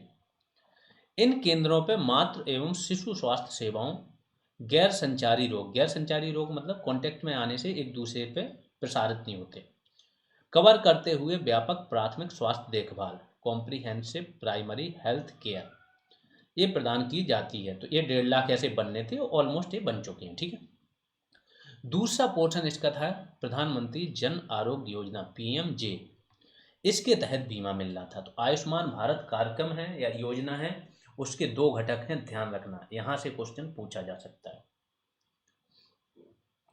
पीएमजे आयुष्मान भारत योजना का दूसरा घटक है और पीएम ने इसको लॉन्च किया था 23 सितंबर 2018 को। आपको कमेंट सेक्शन में बताना है कि कहाँ से लॉन्च किया गया था। बहुत एक्टिव हो जाओ, यहाँ से बहुत सारा रिवीजन आपका हो जाएगा और ये हर एग्जाम में काम आने वाला है। यूपीपीसीएस भी आएगा, आरओ आएगा, अगर यूपीएससी दे रहे हो तो इससे डीपली कभी जाएगा ही नहीं है। यह योजना सभी गरीब और कमजोर परिवारों को उनकी माध्यमिक और तृतीयक देखभाल, माध्यमिक मतलब 2 एक होती प्राइमरी देखभाल, आपको कुछ कट पिट गया, लग गया, बुखार आ गया, जुकाम आ गया, ये प्राथमिक देखभाल है, देखा गोली दे दी ठीक होगा। माध्यमिक क्या होती है? कुछ ऐसी बीमारी आ गई, उसमें आपने जांच वगैरह कराई, फिर आपको अस्पताल में क्या भर्ती होना पड़ा। भर्ती होना पड़ा तो क्या होगा, एक तो छोटी मोटी चीज़ों के लिए भर्ती होना पड़ा या बड़ी चीज़ों, यहाँ पे लोगों का खर्चा बहुत ज़्यादा होता है। एक बार कोई बीमार पड़ा हो, जिसको गंभीर बीमारी हो गई, तो वो परिवार ही पूरा गरीबी रेखा से नीचे आ जाता है। इसी की सुरक्षा के लिए मोदी गवर्नमेंट ने काम किया। ठीक है, तो माध्यमिक और तृतीयक देखभाल अस्पताल में भर्ती की जरूरतों को पूरा करने के लिए प्रति परिवार प्रति वर्ष 5 लाख रुपए प्रदान करती है। इसके लाभार्थियों को कैसे चुना जाता है? तो जो 2011 की जनगणना हुई थी ना, उस जनगणना को बोला जाता है economic caste census, socio economic, सामाजिक आर्थिक। तो इसमें आपकी जो आर्थिक स्थिति है ना, वो भी पूछी गई थी और ये लोगों को पता नहीं था, तो कुछ लोगों ने बड़ा चढ़ा के बताई होगी, तो वो लोग यहाँ से बाहर हो गए। इस बार जब आपकी जनगणना हो तो जो आपकी रियल हो ना आर्थिक स्थिति, वो बताना, परिवार वालों को ही बोल देना। कई लोग हैं ना बड़ा चढ़ा के, हाँ यहाँ भी मकान है, ये भी है, उन्होंने सोचा नॉर्मल चल रहा है। उस आधार पर अब इन्होंने क्या कर लिया है, ये जनगणना कर ली थी, उसी आधार पर चयन कर लिया। तो लगभग 10.74 करोड़ परिवार देश की निचली आबादी का 40% है, इस स्वास्थ्य देखभाल योजना के अंतर्गत आते हैं। पूरी दुनिया की सबसे बड़ी बीमा योजना है। इनमें से लगभग 8 करोड़ परिवार ग्रामीण क्षेत्रों से और शेष शहरी क्षेत्रों से। एक परिवार होते हैं, उसमें कम से कम 5 मेंबर हैं, तो ये परिवार देख रहे हो, मेंबर देखो, तो अगर 5 मेंबर हैं और 10 परिवार हैं तो 50 करोड़ से ज़्यादा जनता इसके कवरेज में आ रही है। इस योजना के लाभार्थी भारत के विभिन्न सार्वजनिक और निजी अस्पतालों में स्वास्थ्य देखभाल सेवाओं तक कैशलेस पहुंच, मतलब आप गए अस्पताल में, इलाज शुरू हुआ, वहां पैसा नहीं लगेगा, वो आपका बीमा कंपनी जो है वो पे करेगी। जो इस योजना के तहत सूचीबद्ध हैं, बस वो अस्पताल क्या है, इस योजना के तहत सूचीबद्ध होना चाहिए। इसका लाभ पूरे देश में कहीं पे भी आप उठा सकते हो। जो आयुष्मान कार्ड आपको मिलता है उसके तहत आप क्या होते हैं, लाभ उठा सकते हो। आगे चलते हैं। योजना के लाभार्थियों को प्राथमिक, माध्यमिक और तृतीयक स्वास्थ्य सेवाएं प्रदान की जाती है। प्राथमिक यहाँ से हटा दो, मेनली माध्यमिक और तृतीयक स्वास्थ्य सेवाएं प्रदान की जाती है। तृतीयक मतलब जब अस्पताल में गंभीर तरीके से आप भर्ती हो, और माध्यमिक में भी अस्पताल में भर्ती होने की जरूरत पड़ जाती है। यह योजना अस्पताल में भर्ती होने से पहले के 3 दिन और अस्पताल में भर्ती होने के बाद के 15 दिनों तक के चिकित्सा खर्चों को कवर करती है। बहुत इंपॉर्टेंट है। पहले से मौजूद स्वास्थ्य स्थितियां भी बीमा योजना के तहत कवर की जाती। तो ऐसा भी कह के नहीं बोल सकते कि ये बीमा होने के बाद या ये कार्ड बनने के पहले की बीमारी है, नहीं। योजना के तहत लगभग 1393 प्रक्रियाओं को शामिल किया गया। लाभार्थी इन उपचारों का लाभ उठा सकते हैं जिसमें दवाएं, चिकित्सक की फीस, कमरा और आईसीयू शुल्क भी शामिल है। बहुत इंपॉर्टेंट है, हर एक चीज ध्यान रखना। अगला है, निम्न में से कौन आयुष्मान भारत प्रधानमंत्री जन आरोग्य योजना के क्रियान्वयन के लिए उत्तरदायी है? तो एजेंसी कौन सी? राष्ट्रीय स्वास्थ्य प्राधिकरण इसके लिए उत्तरदायी है। अगले पे आते हैं, पीएम कुसुम योजना का उद्देश्य है। पीएम कुसुम का फुल फॉर्म क्या होता है? पीएम कुसुम, पीएम तो प्रधानमंत्री हो गए, किसान ऊर्जा सुरक्षा उत्थान महाअभियान। तो किसान की ऊर्जा सुरक्षा की बात की जा रही है। ऊर्जा सुरक्षा कैसे? किसान अभी क्या करता है, अभी डीजल सेटों से, डीजल पंपों से पानी लगाता है। अब इसको सौर सौर पंप दिए जाएंगे, जिससे क्या होगा, ऊर्जा की सुरक्षा भी होगी, इसकी पैसे की भी बचत होगी। तो इसका क्या हो जाएगा, किसानों को डीजल और केरोसिन पर निर्भरता समाप्त करना, पंप सेटों को सौर ऊर्जा से जोड़ना।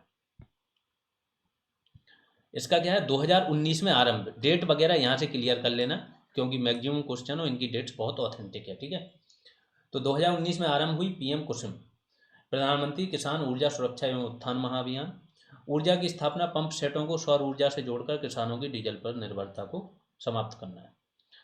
आयुष्मान सहकार योजना, सहकार है मतलब सहकारी की बात हो रही।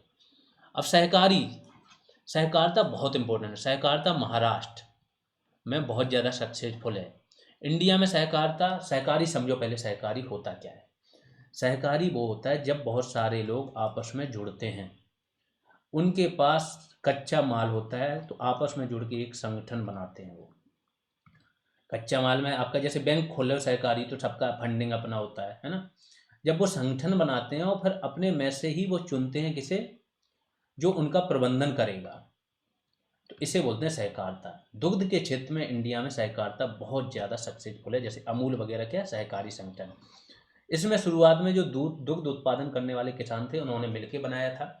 जब मिलके बनाया तो उन्हीं में से कोई मैनेजमेंट देखने लगा। चीज़ें धीमे धीमे चीज़ें बढ़ती गई और अपने हिसाब से इतनी ये सफल संस्था बन गई। ऐसे इफ्को वगैरह आप खाद उर्वरक के बारे में देखते होंगे, ये सब सहकारी संस्थाएं हैं, ठीक है। महाराष्ट्र में बहुत सफल है। सहकारिता बहुत इंपॉर्टेंट हो जाती, और इसकी इंपॉर्टेंस को ये गवर्नमेंट समझ रही, तो इन्होंने क्या किया, एक सहकारिता मंत्रालय अलग से बना दिया है। 1-2 साल पहले ही बना। अमित शाह इसके क्या है, मंत्रालय के मंत्री हैं, ठीक है। जबकि सहकारिता विषय किसका है, राज्यों का।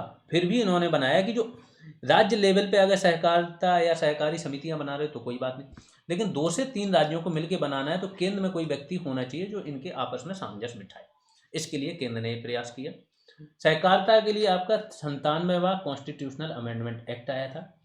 19 जो आर्टिकल 19 है, 19 का तीसरा क्लॉज है, उसमें एक जोड़ा गया था। पहले क्या था, संघ संगठन बनाने की स्वतंत्रता, उसी में क्या जोड़ा गया था, सहकारी समिति बनाने की स्वतंत्रता, ठीक है। ये सारे आपके सहकारिता। अगर आप उद्योगों के प्रबंधन में, आप लोगों के लिए ये क्वेश्चन है कि उद्योगों के प्रबंधन में कर्मकारों की भूमिका भी होती है। ये आपका DPSP, directive principle of state policy, भाग 4 में इसी के साथ आगे जोड़ा गया है जो सहकारी समितियां हैं, ठीक है। इसी के आगे जोड़ा गया, आपको बताना है कौन सा वाला अनुच्छेद है। यह मुख्य रूप से क्या होगा, अस्पताल, ये पूछ रहा है तो इसमें कौन सा सही है उस पर आते हैं सीधा। तो यह राष्ट्रीय सहकारी विकास निगम एनसीडीसी द्वारा तैयार की गई योजना है। कृषि एवं किसान कल्याण मंत्रालय के अंतर्गत आती है। तो आयुष्मान सहकार योजना कृषि एवं किसान कल्याण मंत्रालय भारत सरकार के द्वारा तैयार की गई योजना का उद्देश्य क्या है? सहकारी समितियों द्वारा स्वास्थ्य, शिक्षा, अस्पताल आदि की स्थापना, मरम्मत, आधुनिकीकरण आदि द्वारा स्वास्थ्य सुविधाओं में विस्तार करना। ठीक है, आगे चलते हैं। प्रधानमंत्री श्रम योगी मानधन योजना में प्रत्येक ग्राहक को 60 वर्ष की आयु प्राप्त करने के बाद न्यूनतम अनुमानित पेंशन प्रति माह कितनी प्राप्त होगी? ये 2-3 योजनाएं आई थी। समझो कि क्या हो रहा था, पहले जो गवर्नमेंट जॉब में थे उनको तो पेंशन मिलती थी, फिर इन्होंने न्यू पेंशन स्कीम लेके आए। इस पर अभी बहुत हंगामा चल रहा है, स्ट्राइक चल रही है हर जगह, हर एक महीने में कुछ ना कुछ होता है। न्यू पेंशन स्कीम में क्या कर दिया गवर्नमेंट ने, बोला कि 10% आप योगदान दो और 10 से 12% गवर्नमेंट योगदान देगी। तो 10% आपके उससे कटेगा जो वेतन है, 10 से 12% गवर्नमेंट के उससे कटेगा, गवर्नमेंट देगी। और ये जो 20% आपका जुड़ता जा रहा है, इस पर जो ब्याज होगा वो जुड़ता जाएगा, और लास्ट में जो होगा उसी आधार पे या तो आपको एक साथ मिल जाएगा या पेंशन आप बंधवा लो। दैट मीन्स जो पहले चलती थी कि जो आपको वेतन मिल रही थी उसका आधा मिलेगा, वो बंद हो गया। इसी के साथ साथ ये तो हो गया जो संगठित क्षेत्र क्या होता है, ऐसी कंपनियां जो रजिस्टर्ड हों, जिनका अपना एक सुनियोजित खाता हो, गवर्नमेंट जिसे मैनेज करती। लेकिन इंडिया में असंगठित क्षेत्र ऐसा है जो कहीं रजिस्टर्ड नहीं है, जहाँ काम कर रहे हैं बहुत से मजदूर। इनके लिए कुछ योजनाएं हैं। तो एक योजना पहले आई स्वावलंबन, वो योजना आई। इसके बाद मोदी गवर्नमेंट आई तो ये क्या लेके आए, अटल पेंशन योजना। अटल पेंशन योजना में क्या था, जो भी असंगठित क्षेत्र के लोग थे या जो भी बाहर के लोग थे, कोई भी व्यक्ति जाके 18 से 40 साल के बीच में क्या करेगा, एक प्रीमियम वो निश्चित कर लेगा। जितना प्रीमियम वो भरेगा उस आधार पे 1000, 2000, 3000 से लेके 5000 तक उसको क्या मिलेगी, पेंशन मिलेगी, जब वो क्या 60 वर्ष का हो जाएगा। तो 18 से 40 के बीच में आपको लेनी है ये योजना। फिर जैसे आपने 18 वर्ष में ये ले ली तो आपका प्रीमियम कम होगा, और आप कब तक, 40 वर्ष तक, 40 से लेके 60 तक ये क्या प्रीमियम भरोगे। 18 में ले लियो, 60 तक आप प्रीमियम भरोगे। जैसे ही 60 वर्ष के आप हो जाओगे उसके बाद गवर्नमेंट आपको पेंशन देगी, एक प्रकार से बुढ़ापे में सुरक्षा मिलेगी। ऐसे ही फिर एक योजना लेके आए, श्रम योगी मानधन योजना। ये भी श्रमिक लोगों के लिए थी जो भी असंगठित क्षेत्र के थे। तो इसमें क्या था, 3000 रुपये तक की पेंशन मिलेगी जब आप 60 साल के हो जाओगे। उसके बाद आपको योजना पहले लेनी पड़ेगी, उसका एक छोटा सा हल्का सा प्रीमियम भरना पड़ेगा। योजना किस एज में ले सकते हो आप, 18 से 40 के बीच में ले सकते हो। फिर 18 से 40 के बीच में लियो, जिस दिन से लियो उस दिन से आप प्रीमियम भरोगे, और ये प्रीमियम आप 60 वर्ष तक भरते रहोगे। तो एक प्रकार से गवर्नमेंट क्या कर रही थी इसमें, कि आपने ये चीज़ ली और उस पर कुछ परसेंट गवर्नमेंट अपना जोड़ती जाती थी, इकट्ठा हो गया, उसी पे आधार पे आपको क्या है बाद में पेंशन देगी। तो ये क्या था, 3000 रुपये। अगला है सामाजिक सुरक्षा अधिनियम 2008 के अंतर्गत प्रारंभ की गई राष्ट्रीय स्वास्थ्य बीमा योजना आच्छादित करती है। राष्ट्रीय स्वास्थ्य बीमा योजना आई थी, ये भी केवल असंगठित क्षेत्र के श्रमिकों के लिए थी। तो सामाजिक सुरक्षा अधिनियम 2008 के अंतर्गत प्रारंभ की गई राष्ट्रीय स्वास्थ्य बीमा योजना केवल असंगठित क्षेत्र के श्रमिकों को आच्छादित करती थी। 31 मार्च 2015 को, ये सन बहुत याद रखना, उद्देश्य याद रखना, ठीक है। इस योजना के कार्यान्वयन की जिम्मेदारी स्वास्थ्य एवं परिवार कल्याण मंत्रालय को सौंपी गई थी, जबकि इससे पूर्व यह श्रम एवं रोजगार मंत्रालय द्वारा क्रियान्वित की जा रही थी। तो 31 मार्च 2015 को किसे, इसको स्वास्थ्य एवं परिवार कल्याण मंत्रालय के अंतर्गत आ गई, और 2008 से चल रही थी। तो उसके पहले ये किसके पास थी, श्रम एवं रोजगार मंत्रालय। सामाजिक सुरक्षा अधिनियम ये कब पास हुआ, 2008 में। इसके तहत कुल 10 सामाजिक सुरक्षा योजनाओं को शामिल किया गया। फिर आते हैं, निम्न में से कौन से राष्ट्रीय पोषण मिशन के उद्देश्य हैं। हर योजना बहुत डिटेल में करा रहे हैं, बहुत सारी जानकारी यहाँ से मिल जाएगी। राष्ट्रीय पोषण मिशन क्या होता है, पोषण, पोषण क्या होता है, तो पोषण से आप आओ ग्लोबल हंगर इंडेक्स। कौन निकालता है global hunger index, belt hunger health और कंसर्न वर्ल्ड वाइड, दो पत्रिकाएं निकालती हैं। पहले कौन निकालता था, IFPRI, international food policy research institute पहले निकालता था, बाद में निकालना शुरू कर दिया इन दो ने, ठीक है। कंसर्न वर्ल्ड वाइड और बेल्ट हंगर हेल्थ किन बेसिस पे निकालता है, चाइल्ड स्टंटिंग, चाइल्ड वेस्टिंग, मातृ मृत्यु दर और कुपोषण। ठीक है, मातृ मृत्यु दर नहीं, बाल मृत्यु दर था इसमें। इन सब बेसिस पे निकालता था। चाइल्ड स्टंटिंग में क्या होता था कि आपकी उम्र जितनी है उस आधार पे आपकी लंबाई अगर कम हो गई। वेस्टिंग में क्या होता था, आपकी लंबाई के आधार पे आपका वजन कम हो। कुपोषण तो आपको पता ही है क्या होता था, बाल मृत्यु दर। ठीक है, इन सब बेसिस पे, 4 बेसिस पे ये निकलती थी। इसमें इंडिया की जो रैंकिंग होती, पाकिस्तान वगैरह से भी नीचे होती है। इन्हीं सबको काउंटर करने के लिए गवर्नमेंट क्या लेके आई, आपका 8 मार्च। इस टाइम पे क्या होता है, महिला दिवस। झुंझुनू, झुंझुनू से इन्होंने शुरू की। ये मुझे इसलिए याद है जगह वगैरह क्योंकि ये आरएएस का इस टाइम पे ये एग्जाम मैंने प्रीलिम्स निकाला था, मेंस निकाला था आरएएस वाला, और इसके लिए मैंने पढ़ा था ये करंट। ठीक है, यहाँ से इन्होंने शुरू की। जब ये शुरू करेंगे योजना तो इनमें क्या होगा, चाइल्ड स्टंटिंग होगी, बेस्टिंग होगी, इसके बाद एनीमिया होगा, एनीमिया, ये सब चीज़ें ये शामिल करेंगे। ठीक है, तो अब क्या आ गया, गर्भवती महिलाओं एवं स्तनपान कराने वाली महिलाओं में कुपोषण से संबंधी जागरूकता उत्पन्न करना इसका उद्देश्य। हाँ बिल्कुल था। छोटे बच्चे, किशोरियों एवं महिलाओं में रक्त अल्पता, रक्त अल्पता क्या है, एनीमिया। आप लोगों को बताना है किस किस विटामिन की कमी से एनीमिया होता है। 3 विटामिन है। ठीक है, तो आपको बताना है। और फिर है बाजरा, मोटा अनाज एवं अपरिष्कृत चावल के उपभोग को बढ़ाना, ये बिल्कुल नहीं था। ये दोनों थे। ठीक है, और मुर्गी के अंडों के उपभोग को बढ़ाना। अब कुछ लोग इसमें भावनाओं में बढ़ जाएंगे तो बोलेंगे अंडे के उपभोग को बढ़ाएंगे, प्रोटीन बढ़ेगा तो कुपोषण दूर होगा। ये सब चीज़ें इतने लॉजिक लगते नहीं है। जो उसके अंतर्गत है केवल वही आपको बताना है। तो क्या हो जाएगा, 1 और 2। अगला है निम्न में से समन्वित बाल विकास सेवा, ICDS, integrated child development scheme योजना के अंतर्गत कौन सी सेवा नहीं प्रदान होती है। ये कब हुई थी, 1975 में। और बहुत बड़ी योजना है, बहुत सारा काम करती है। पूरक आहार बिल्कुल दिया जाता है। रोग प्रतिरक्षण बिल्कुल दिया जाता है। बच्चों को निःशुल्क पुस्तकों एवं विद्यालय पोशाक का वितरण। एक्चुअली ये 3 से 6 वर्ष के बीच के बच्चों के लिए होती है। तो क्या ऐसे बच्चों को पुस्तक की जरूरत होती है, जो वहीं पे बाल वो होते हैं वहां पे पढ़ा दिया जाता है, और पोशाक की भी जरूरत नहीं होती है, तो ये आपका गलत है।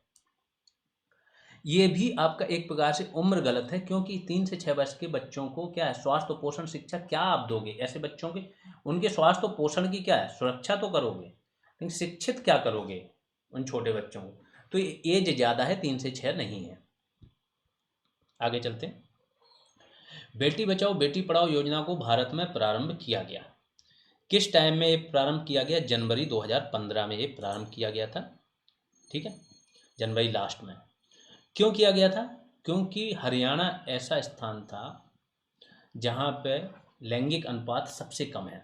यहाँ पे पानीपत इस राज्य के अंदर वो जिला था जिसमें लैंगिक अनुपात सबसे कम है। इसी जिले से शुरू किया गया था। आगे आते हैं, इसमें केवल एक मंत्रालय नहीं है, स्वास्थ्य परिवार कल्याण मंत्रालय भी है, महिला एवं बाल विकास मंत्रालय भी है। ठीक है, तो बेटी बचाओ बेटी पढ़ाओ योजना की उद्घोषणा पीएम मोदी ने 22 जनवरी 2015 को पानीपत हरियाणा में किया। जो लड़कियां हैं उनकी उत्तरजीविता को सुनिश्चित करने के लिए, ये भी क्वेश्चन आता है तो लोग उत्तरजीविता नहीं समझते। समझो उत्तरजीविता मतलब आगे चल के वो जीवित रहें, भ्रूण हत्या ना हो, और आगे चल के जो बाल कन्या हत्या होती है वो ना हो, प्लस वो पढ़ पाएँ, वो सारी चीज़ों सुनिश्चित करना। एक प्रकार से ये प्रचार वाली योजना है, इसके लिए कोई अलग से वर्क नहीं होता है, लोगों में जागरूकता फैलाना केवल इतना काम होता है। देश की जनसंख्या में लड़कियों के कम अनुपात के दृष्टिगत लोगों को जागरूक बनाने के लिए बेटी बचाओ बेटी पढ़ाओ योजना शुरू की गई। इस योजना का उद्देश्य कन्या भ्रूण हत्या को रोकना, बेटियों की सुरक्षा एवं उनकी शिक्षा को सुनिश्चित कराना है। यह योजना महिला एवं बाल विकास मंत्रालय, स्वास्थ्य परिवार कल्याण मंत्रालय, ध्यान रखना सारे मंत्रालय, और मानव संसाधन विकास मंत्रालय, इसका नाम चेंज हो चुका है, शिक्षा मंत्रालय।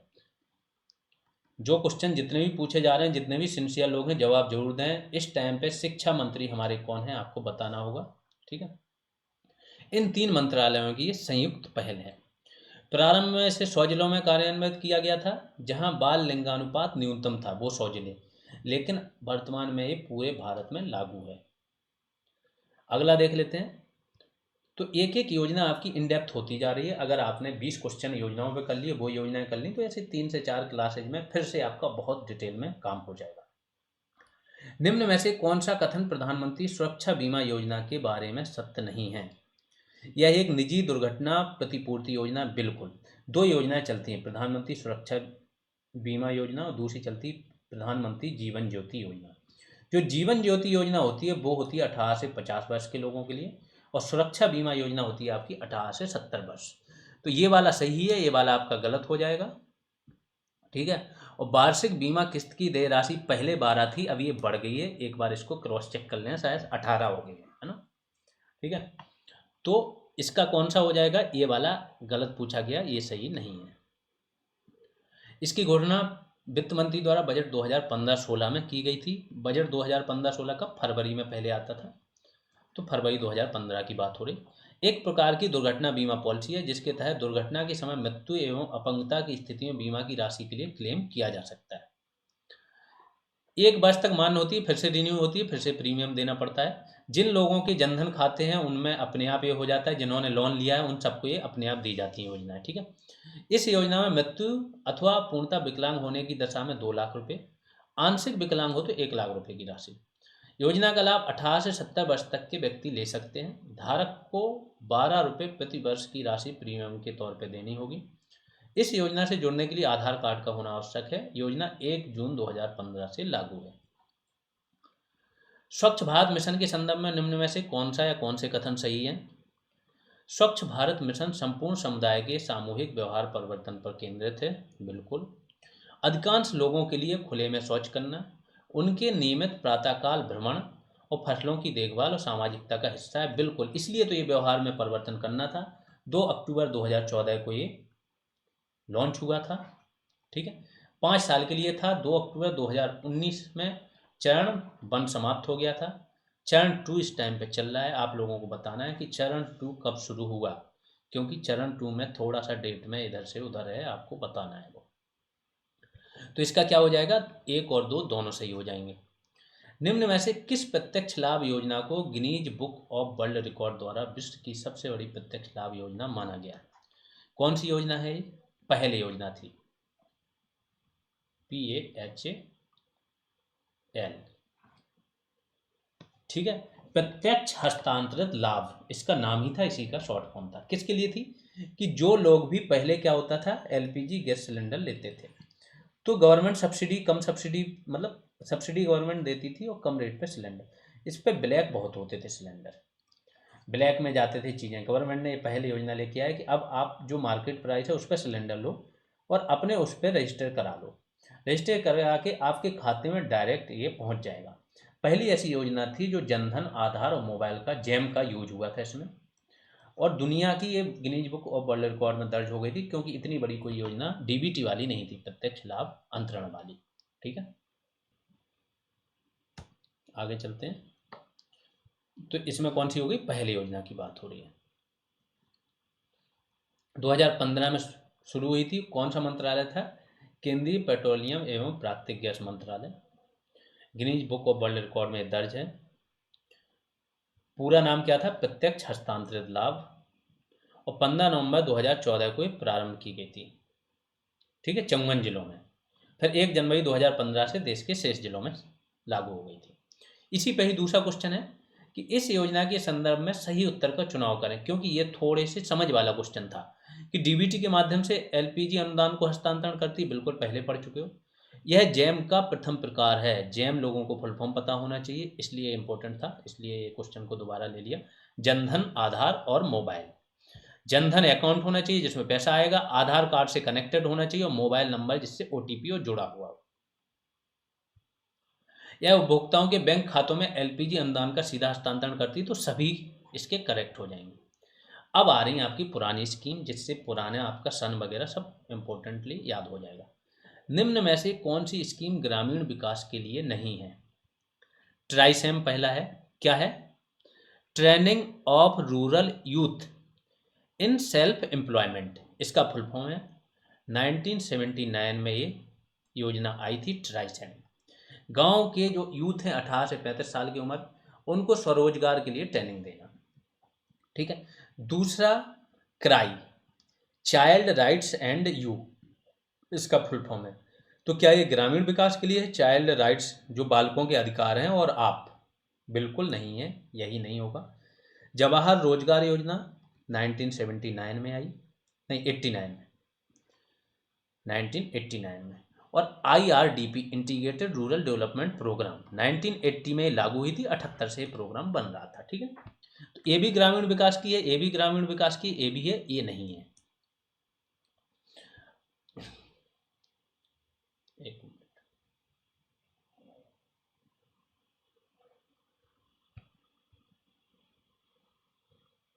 तो इसका सॉल्यूशन पढ़ लेते हैं कि ग्रामीण युवाओं को स्वरोजगार हेतु प्रशिक्षण कार्यक्रम ट्राइसेम, जवाहर रोजगार योजना और और IRDP ये तीनों संबंधित हैं। बाकी क्राई क्या है, एक NGO है। अब अगला क्वेश्चन है, निम्न योजनाओं पर विचार करना है। EAS employment assurance scheme, TRYSEM, JRY और RLEGP, इन दो का मैं सन बता चुका हूँ, इनको आपको कालक्रमानुसार लगाना है। तो एम्प्लॉयमेंट एश्योरेंस स्कीम आई थी आपकी 1993 में, ट्राइसेम आई थी 1979 में, जवाहर रोजगार योजना आई थी 1989 में, और RLEGP rural landless employment guarantee programme, जो गांव के लैंडलेस, जिनके पास भूमिहीन थे, मजदूर थे, उनके लिए रोजगार गारंटी प्रोग्राम था। तो जो आपका मनरेगा है, मनरेगा के पहले ऐसे बहुत सारे प्रोग्राम आए थे जो लैंडलेस लेबर हैं, जो किसान हैं या जो लेबर हैं, उनके लिए। ठीक है, तो ये आया था 1983 में। एक ड्वाकरा development of women and child rights in rural areas, ड्वाकरा आई थी 1982 में। इन योजनाओं को ध्यान रखना, ये बहुत इंपॉर्टेंट हो जाएंगी।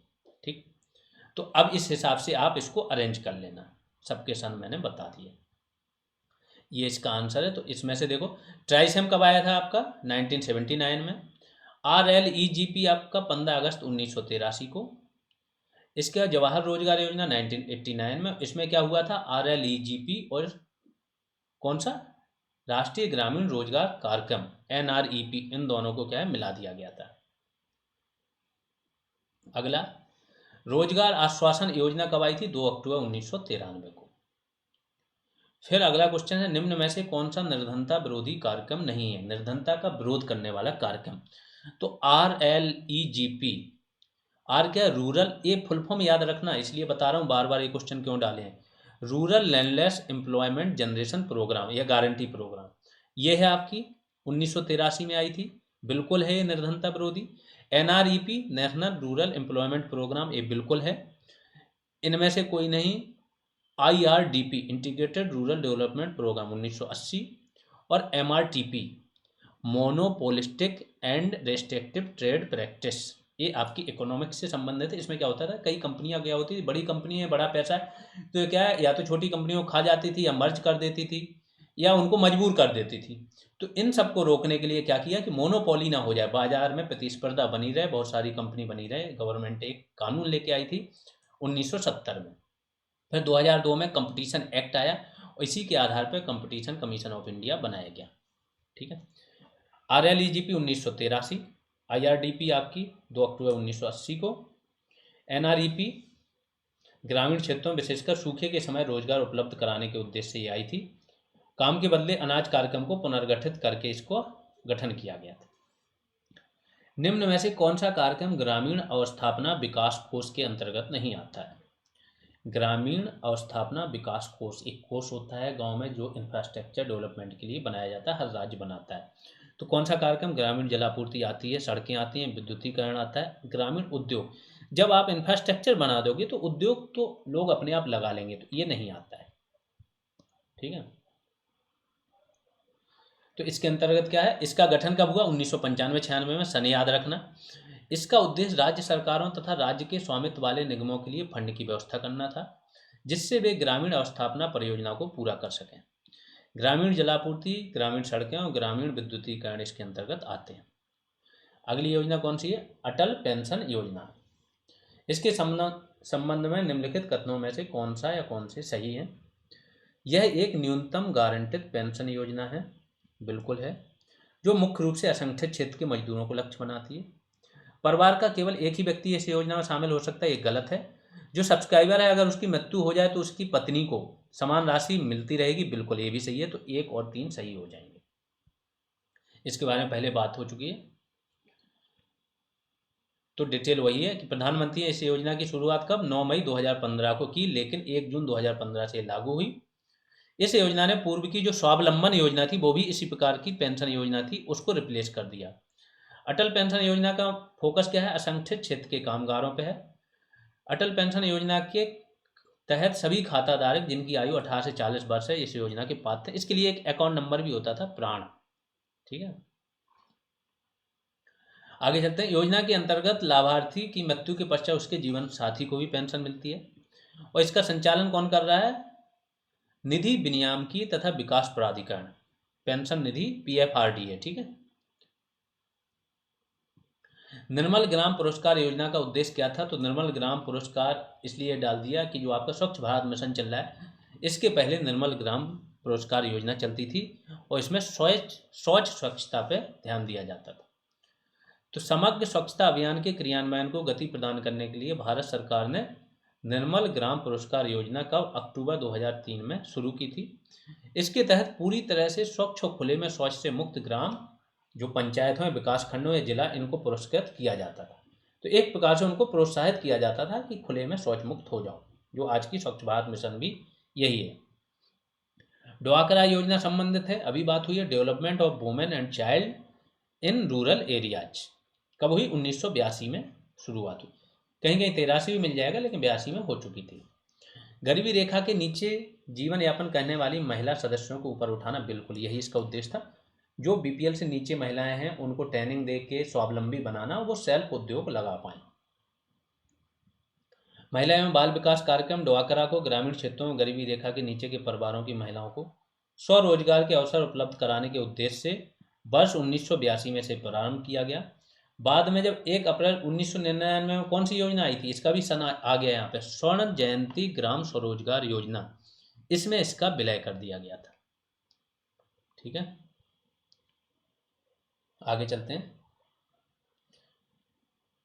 2 सूचियां हैं, इनको आपको सुमेलित करना है। इसमें दिया गया है योजनाएं और दूसरा दिया गया है कि उनका उद्देश्य क्या था। ठीक है, थोड़ा सा इसको